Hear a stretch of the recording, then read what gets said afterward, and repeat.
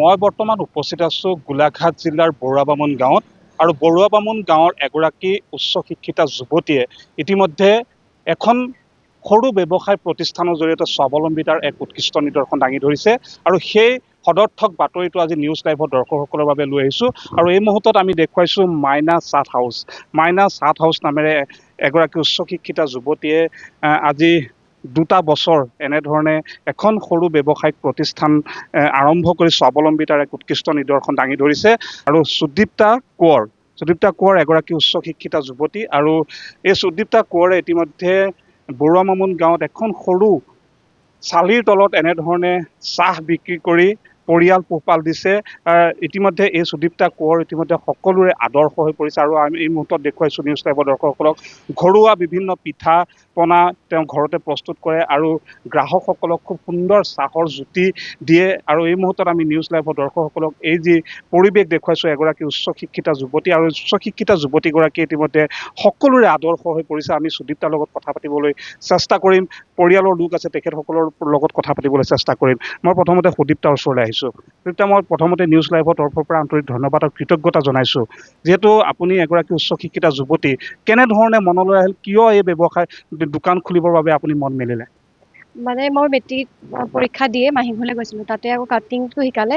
তাৰপৰা কাটিং ভালে শিকিবলৈ নাপালোঁ, ইউটিউবতে চাই এইদৰে কাটিং চাটিং শিকি মেলি ঘৰতে কাপোৰ কানি চিলাওঁ আৰু ওচৰ পাঁজৰে মানুহবিলাকে দিয়া ফাৰ্ষ্ট ইয়েৰ ছেকেণ্ড ইয়েৰ সেইদৰে কাপোৰ কানি চিলাই মেলিয়ে পঢ়া শুনা কৰিলোঁ।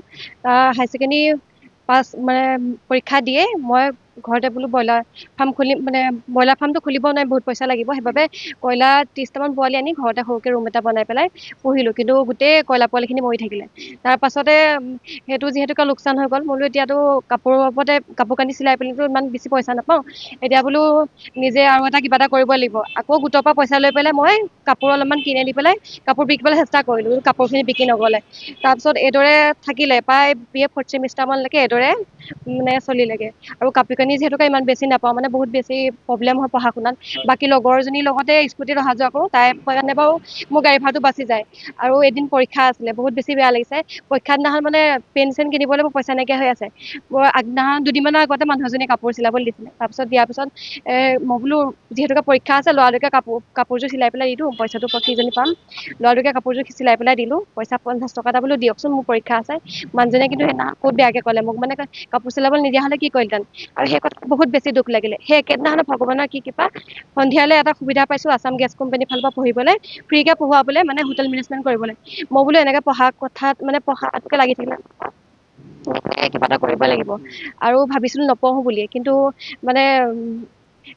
মাহঁতে ক'লে পঢ় বাৰু, মই তাত ছাৰহঁতৰ লগত কথা পাতি পেলাই এইফালে হেৰি কৰিম, তই তাত ট্ৰেইনিংটো কৰিবি। তাৰপিছত যিহেতুকে মই 4th ছেমিষ্টাৰ পঢ়ি থাকোঁতে মই গুৱাহাটীলৈ গ'লোঁ, হোটেল মেনেজমেণ্ট কৰিলোঁ। তাতে হোটেলতে কাম কৰিছিলোঁ এমাহমান। কাম কৰাৰ পাছতে মই বোলো মা যিহেতুকে ঘৰত অকলে থাকে, এইদৰে বাহিৰত থাকিলে দিগদাৰ হয় মাহঁতক চোৱা মেলা।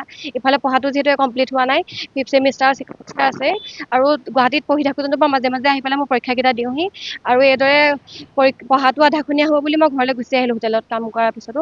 তাৰপিছত আহি ইয়াতে ফুটপাথতে দোকানখন দিয়া সিদ্ধান্ত ল'লোঁ আৰু দি পেলাই তেনেদৰে 2022 চনতে মই দোকানখন আৰম্ভ কৰিছোঁ। এতিয়া কি বিকা হয় ইয়াতে? এতিয়া মোৰ দোকানত পিঠা, চাহ আৰু এইদৰে ৰুটি, পুৰি, মেগী এনেকুৱা। কেইটা বজাত খোলা হয়? ৰাতিপুৱা কেইটা বজাত? ৰাতিপুৱা 5:30 বজাতে খোলা হয়। কেইটা বজালৈকে থাকা? ৰাতি 8:30, 9টা বজালৈকে সিমানলৈকে থকা হয়।